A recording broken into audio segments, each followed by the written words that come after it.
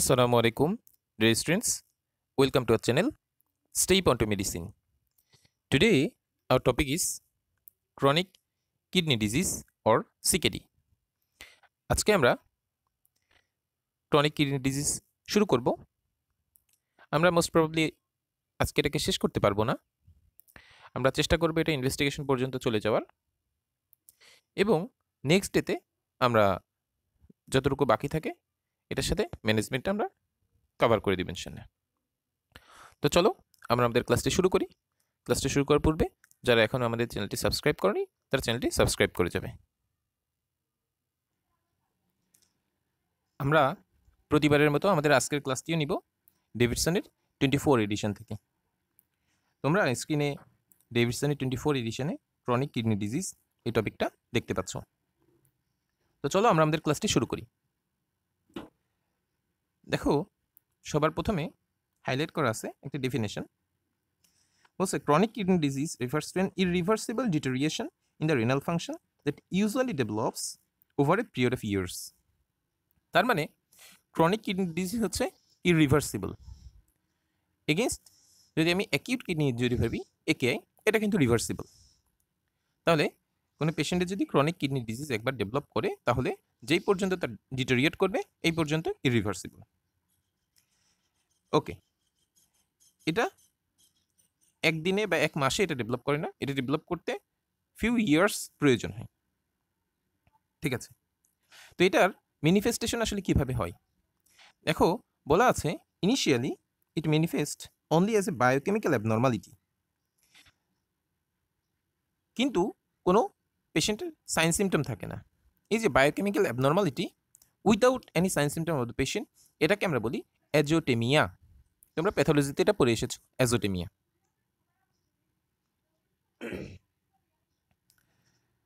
এখানে biochemical abnormality আসলে কি থাকতে পারে? বায়োকেমিক্যাল অ্যাবনর্মালিটির মধ্যে থাকতে পারে আইদার ক্রিয়েটিনিন লেভেল বেশি থাকতে পারে, ইউরিয়া লেভেল বেশি থাকতে পারে,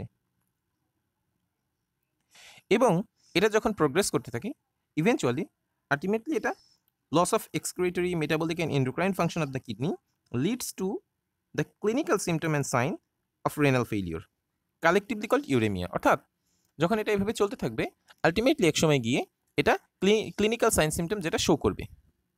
তাহলে biochemical abnormality along with clinical sign symptom, এটাকে আমরা বলছি ইউরেমিয়া। তোমরা আশা করি ইউরেমিয়া এবং অ্যাজোটেমিয়ার মধ্যে পার্থক্য বুঝতে পেরেছো। এবং আমরা তোমাদেরকে একটু পরে দেখাবো যে ক্রনিক কিডনি ডিজিজ বা সিকেডির স্টেজ আছে। আমরা 5টা স্টেজে সিকেডিকে আমরা ভাগ করতে পারি। এর মধ্যে সবার লাস্টের যে স্টেজটা এটাকে আমরা বলি এন্ড স্টেজ রেনাল ডিজিজ। যখন জিএফআরটা 15-এর কম চলে আসে, সরি 5-এর কম চলে আসে, তখন সেটাকে আমরা বলি এন্ড স্টেজ রেনাল ডিজিজ। যখন পেশেন্ট এন্ড স্টেজ রেনাল ডিজিজে চলে আসবে তখন পেশেন্টের শুধুমাত্র ট্রিটমেন্ট অপশন 2টা থাকে। ট্রিটমেন্ট অপশন যেটা থাকে এটাকে আমরা বলেছি রেনাল রিপ্লেসমেন্ট থেরাপি, আরআরটি। এই যে রেনাল রিপ্লেসমেন্ট থেরাপি আরআরটি, এটার মধ্যে 2টা কম্পোনেন্ট আছে। একটাকে বলা হয় renal transplantation or kidney transplantation, and second যে অপশন এটাকে আমরা বলি ডায়ালাইসিস। এই দুটার মধ্যে কিডনি ট্রান্সপ্লান্টেশনটা বেশি প্রেফারেবল, কিন্তু আমাদের দেশের পার্সপেক্টিভে আমরা বেশিরভাগ ক্ষেত্রে কিডনি ডায়ালাইসিস করি। যদি পসিবল হয় আমরা কিডনি ট্রান্সপ্লান্টেশন করে দিব। আশা করি এতটুকু তোমরা বুঝতে পেরেছো।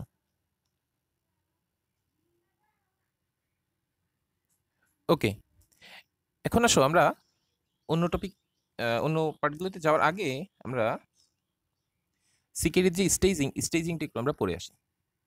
সিকেডির এই স্টেজিংটাকে তোমরা এই যে সিকেডি টপিক, এই টপিকের মধ্যে পাবে না। এটা একেবারে ফার্স্টের দিকে 565 নাম্বার পেজে তোমরা এটাকে পেয়ে যাবে। নেফ্রোলজি এই যে চ্যাপ্টার, এটার একেবারে ফার্স্টের দিকে আছে। তো এখন দেখো সিকেডির এই স্টেজিংটাকে করা হয়েছে জিএফআর এর উপরে ডিপেন্ড করে। ঠিক আছে, পেশেন্টের জিএফআর যেই পরিমাণ আছে জিএফআরকে বেস ধরে আমরা সিকেডির যে স্টেজিং, এই স্টেজিংটা আমরা করেছি। যখন পেশেন্টের আমরা জানি ইউজুয়াল জিএফআর থাকে 125 মিলিলিটার পার মিনিট। যখন পেশেন্টের জিএফআরটা 90-তে চলে আসে সেই পর্যন্ত এটাকে বলা হয় হচ্ছে সিকেডি স্টেজ 1। সিকেডি যখন স্টেজ 1 থাকে সেই সময় কিডনি অলমোস্ট নর্মালি ফাংশন করে এবং পেশেন্টের কোনো সাইন সিমটম ডেভেলপ করে না। এরপরে যদি জিএফআর 60 থেকে 89 এই রেঞ্জের মধ্যে চলে আসে তখন সেটাকে বলা হচ্ছে সিকেডি স্টেজ 2। সিকেডি স্টেজ 2 কে আবার বলা হয় মাইল্ড সিকেডি। এই অবস্থাতেও পেশেন্ট অ্যাসিম্পটোমেটিক থাকবে, পেশেন্টের সিমটম ডেভেলপ করবে না। তাহলে পেশেন্টের সিমটম ডেভেলপ করবে কখন? পেশেন্টের সিমটম ডেভেলপ করবে স্টেজ 3 তে গিয়ে। এই স্টেজ 3 কে আমরা আবার দুইটা ভাগে ভাগ করেছি, একটা হচ্ছে স্টেজ 3A এবং একটা হচ্ছে স্টেজ 3B। পেশেন্টের যখন জিএফআর থাকে হচ্ছে 45 থেকে 59, এটাকে বলা হচ্ছে স্টেজ 3A। এই সময়ও ইউজুয়ালি পেশেন্টের কোনো সিমটম থাকে না। পেশেন্টের আলটিমেটলি সিমটম ডেভেলপ করে যখন পেশেন্ট স্টেজ 3B তে আসে, অর্থাৎ যখন পেশেন্টের জিএফআর 30 থেকে 44-এ চলে আসে তখন পেশেন্টের ইউজুয়ালি সিমটম ডেভেলপ করে। এবং এই সময় পেশেন্টের মেইন যে সিমটমটা নিয়ে আসবে সেটা হচ্ছে অ্যানিমিয়া। অ্যানিমিয়ার যে পিছনে ব্যাখ্যা এটা আমরা একটু পরে গিয়ে বলবো, জাস্ট আপাতত তোমরা এটা জেনে রাখো। এবং এটাকেই বলা হচ্ছে মডারেট টু সিভিয়ার সিকেডি। ওকে, যখন জিএফআর 15 থেকে 29 এই রেঞ্জে চলে আসে তখন সেটাকে আমরা বলি সিভিয়ার সিকেডি। Severe CKD. এবং কিছু কিছু ক্ষেত্রে পেশেন্টের দেখা যাচ্ছে এই সিভিয়ার সিকেডিতে আসার পরে পেশেন্টের সিমটম ডেভেলপ করে। ঠিক আছে? অ্যান্ড আলটিমেটলি যখন স্টেজ 5 অর্থাৎ জিএফআর 15 এর নিচে আসে, ওকে সরি আমরা ফার্স্টে বলে ফেলেছিলাম যে জিএফআর 5 এর নিচে গেলে ওটা সিকেডি স্টেজ 5 হয়, ওটা 5 নয়, ওটা 15 হবে। যখন জিএফআরটা 15-র নিচে চলে আসে তখন সেটাকে আমরা বলি সিকেডি স্টেজ 5, বা এটাকে বলা হচ্ছে এন্ড স্টেজ রেনাল ডিজিজ। এই যে এন্ড স্টেজ রেনাল ডিজিজটাকে আলটিমেটলি বলা হচ্ছে কিডনি ফেইলিওর। ঠিক আছে? এবং এই ক্ষেত্রে পেশেন্টের রেনাল রিপ্লেসমেন্ট থেরাপি এটার প্রয়োজন হবে। তাহলে আমরা আশা করি সিকেডির যে 5টি স্টেজিং, সিকেডির 5টি স্টেজিং সম্পর্কে আমরা বুঝতে পেরেছি। এই 5টি স্টেজিংয়ের উপরে ডিপেন্ড করেই আমাদের পরবর্তী যেই পড়াগুলো এগুলো আমরা পড়ব ইনশাআল্লাহ। ওকে, এখন আসি এপিডেমিওলজিতে। এপিডেমিওলজির মধ্যে আমাদের বেশি দরকার নেই, আমরা ইম্পর্টেন্ট দু একটা কথা শিখব। দেখো বলা আছে প্রিভেলেন্স অফ সিকেডি কিছু কিছু পেশেন্টের ক্ষেত্রে ইউজুয়ালি বেশি থাকে যদি পেশেন্ট কোমরবিড হয়। সাস পেশেন্টের যদি ডায়াবেটিস মেলাইটাস থাকে, পেশেন্টের যদি হাইপারটেনশন থাকে, বা পেশেন্টের যদি কোনো ভাস্কুলার ডিজিজ থাকে। ঠিক আছে? এই ধরনের পেশেন্টের ক্ষেত্রে সিকেডির হওয়ার চান্সটা তাদের বেশি থাকে। তো যাদের আগে থেকে ডায়াগনোসড এই যে হাইপারটেনশন বা ডায়াবেটিস মেলাইটাস এই ধরনের সমস্যা আছে, তাদের ক্ষেত্রে আমরা চেষ্টা করব তাদেরকে একটি স্ক্রিনিং মেথডের মধ্যে নিয়ে আসা, যেন আমরা রেগুলারলি তাদের স্ক্রিনিং করা অবস্থায় আমরা বুঝতে পারি পেশেন্টের সিকেডি ডেভেলপ করছে, বা যদি ডেভেলপ করে তাহলে সেটা কোন স্টেজে আছে এটা আমরা আগে থেকে নোটিস করতে পারবো। আরেকটা খুব ইম্পর্টেন্ট ব্যাপার হচ্ছে কোন একটা এইজিং পেশেন্ট, অর্থাৎ মানুষের পেশেন্টের বয়স বাড়ার সাথে সাথে, মানুষের বয়স বাড়ার সাথে সাথে তার কিডনির যেই কার্যক্ষমতা এটা আস্তে আস্তে কমে আসে। ইউজুয়ালি দেখা যায় 25% পেশেন্টের ক্ষেত্রে যখন তাদের বয়স 75 চলে আসে, 75 বা তার বেশি হয়, সেক্ষেত্রে তাদের জিএফআরটা অনেকটা কমে আসে। ঠিক আছে?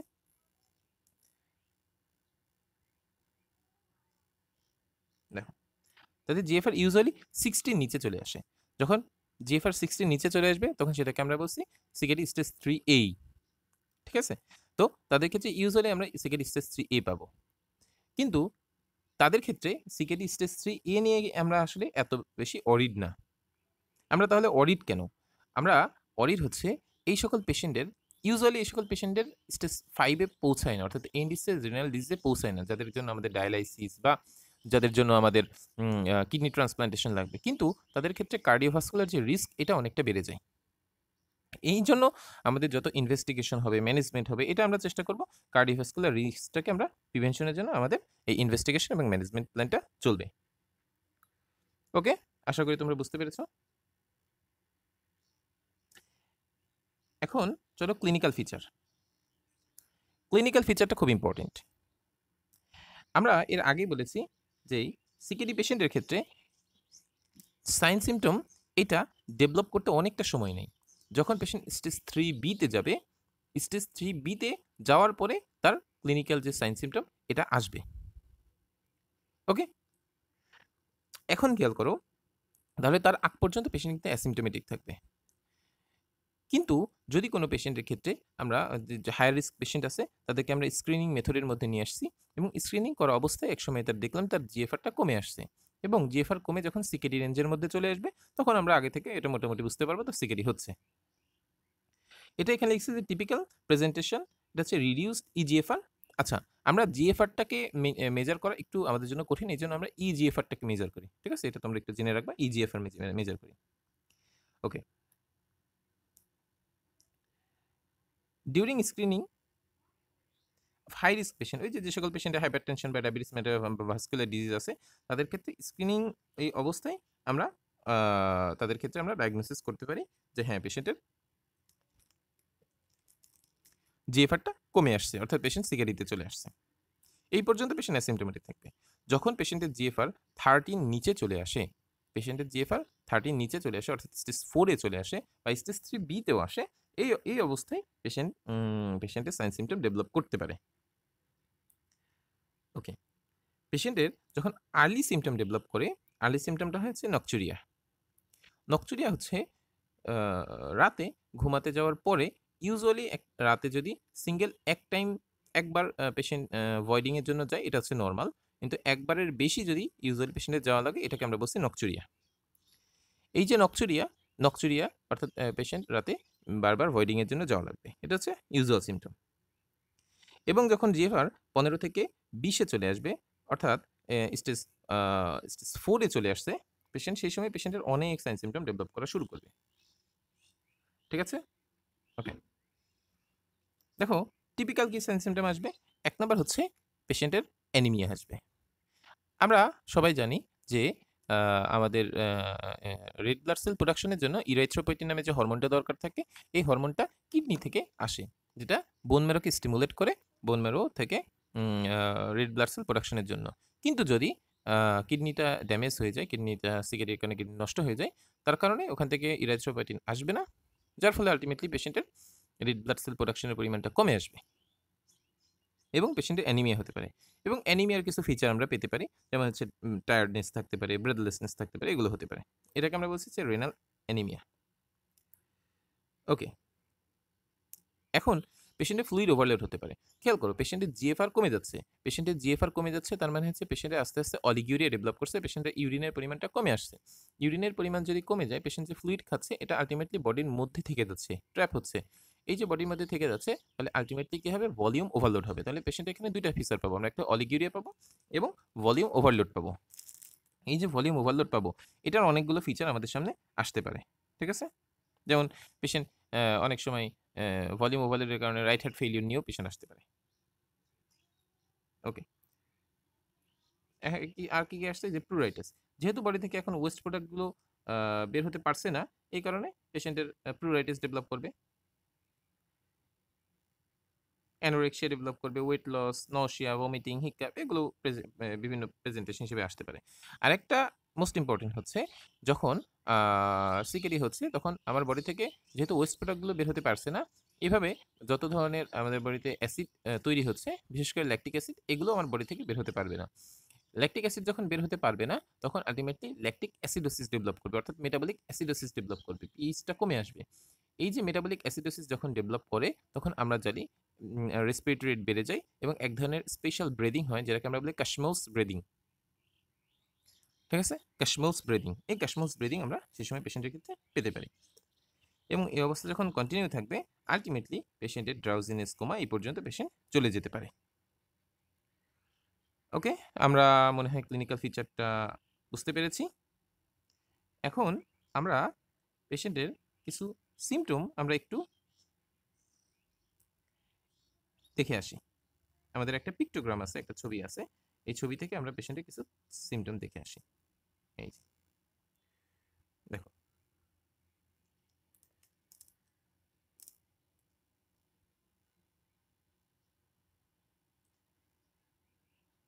ওকে, দেখো আমরা বলেছিলাম যে পেশেন্টের ভলিউম ওভারলোড হবে, যেহেতু পেশেন্টের ভলিউম ওভারলোড হবে এই জন্য আমরা জুগুলার ভেনাস প্রেশার বেশি পেতে পারি, বাম দিকে আসছে। আমরা পালসাস প্যারাডক্সাস পেতে পারি যদি রাইট হার্ট ফেলিওর হয়। আমরা পেশেন্টের পেরিটোনিয়াল যে ডায়ালাইসিস চলে, সেক্ষেত্রে আমরা এখানে ক্যাথেটার পেতে পারি, পেরিটোনিয়াল ক্যাথেটারের একটা পেতে পারি। যদি respiratory acidosis metabolic acidosis develop করে সেক্ষেত্রে রেসপিরেটরি রেট বাড়তে পারে, ক্যাশমাউস ব্রিদিং হতে পারে। পেশেন্টের ইয়েলো কমপ্লেক্সন হতে পারে, অর্থাৎ ওয়েস্ট প্রোডাক্টগুলো বডিতে জমা হয়ে পেশেন্টের ইয়েলো কমপ্লেক্সন হতে পারে। পেশেন্ট যেহেতু অ্যানিমিয়া আসছে এই জন্য পেশেন্ট পেইল হতে পারে। যদি পেরিকার্ডাইটিস ডেভেলপ করে বা পেরিকার্ডিয়াল ইফিউশন ডেভেলপ করে সেক্ষেত্রে পেশেন্টের পেরিকার্ডিয়াল রাব আমরা পেতে পারি। পেশেন্ট যদি হেমোডায়ালাইসিস চলে তাহলে পেশেন্টের আর্টেরিওভেনাস ফিস্টুলা আসতে পারে। পেশেন্টের যদি কিডনি ট্রান্সপ্লান্টেশন হয় তাহলে কিডনি ট্রান্সপ্লান্টেশনের একটা স্কার থাকতে পারে। পেশেন্টের যেহেতু প্রচুর পরিমাণে প্লুরাইটিস হয়, এই প্লুরাইটিসের আমরা স্কার মার্ক পেতে পারি। এবং brown line pigmentation of the nail, এটা একটা স্পেশাল ফিচার, এটা আসতে পারে। ইজি ব্রুইশিং এটা হতে পারে এবং পিটিং ইডেমা ডেভেলপ করতে পারে। ঠিক আছে, আমরা জানি সিগারেটের কারণে ইডেমা হতে পারে এবং এই ইডেমার আমরা পিটিং ইডেমা পেতে পারি এবং কিছু নিউরোপ্যাথি আলটিমেটলি ডেভেলপ করতে পারে। তো এই হচ্ছে ফিজিক্যাল সাইন আমরা এবং সিমটম আমরা অলরেডি পড়েছি। এখন চলো আমরা কজ অফ সিকেডি একটু দেখি। আচ্ছা, কজ অফ সিকেডির মধ্যে তোমরা অলরেডি জানো, তোমাদের অনেকগুলো কজ সম্পর্কে আমরা অলরেডি বলে ফেলেছি যে পেশেন্টের যেই কারণে রিস্ক ফ্যাক্টর থাকতে পারে সেই রিস্ক ফ্যাক্টরগুলোই পেশেন্টের কজ হিসেবে আসে। ওকে, এক নম্বর কি? এক নম্বর হচ্ছে ডায়াবেটিস মেলাইটাস। ডায়াবেটিস মেলাইটাস এক নম্বর কজ অফ সিকেডি। দুই নম্বর কি? হাইপারটেনশন। তাহলে পেশেন্টের যদি ডায়াবেটিস মেলাইটাস থাকে, পেশেন্টের যদি হাইপারটেনশন থাকে, তাহলে এগুলো সিকেডির কজ হিসেবে আসবে। 3 নম্বরে আসবে কি? সিস্টেমিক ইনফ্লামেটরি ডিজিজ, অর্থাৎ এসএলই, ভাস্কুলাইটিস এগুলো। গ্লোমেরুলার ডিজিজ আসবে, আইজিএ নেফ্রোপ্যাথি। ইন্টারস্টিশিয়াল ডিজিজ আসবে, যেমন হচ্ছে ড্রাগ ইন্টারস্টিশিয়াল নেফ্রোপ্যাথি যেগুলো আছে। যেমন আমরা অনেকদিন ধরে যদি কোনো পেশেন্ট এনএসএইড খায় আমরা সেটাকে বলি হচ্ছে অ্যানালজেসিক নেফ্রোপ্যাথি হয়, এগুলো ইন্টারস্টিশিয়াল ডিজিজ, এগুলো হতে পারে। এবং কিছু রেনোভাস্কুলার ডিজিজ থাকতে পারে, কিছু কনজেনিটাল ডিজিজ থাকতে পারে। কনজেনিটাল ডিজিজের মধ্যে কি মিলিয়ে থাকে? পলিসিস্টিক কিডনি ডিজিজ বা অ্যালপোর্ট সিনড্রোম এগুলো আসতে পারে। এবং এগুলোর পরে আলটিমেটলি 5 to 10% কেসে আমরা কোনো কজ খুঁজে পাই না, এটাকে আমরা বলি হচ্ছে আননোন বা ইডিওপ্যাথিক কজ। আশা করি তোমরা বুঝতে পেরেছো এই পর্যন্ত।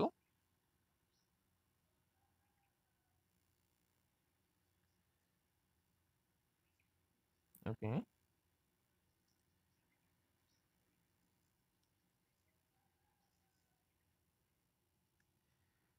ঠিক আছে, আমরা আজকে এই পর্যন্তই রাখি। আজকে আমরা ইনভেস্টিগেশনে আর না যাই, আমরা নেক্সট ক্লাসে ইনশাআল্লাহ ইনভেস্টিগেশন আর ম্যানেজমেন্ট দিয়ে আমরা শেষ করে দিব।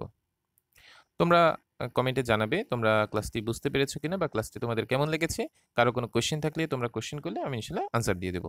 সবাইকে অসংখ্য ধন্যবাদ। আসসালামু আলাইকুম।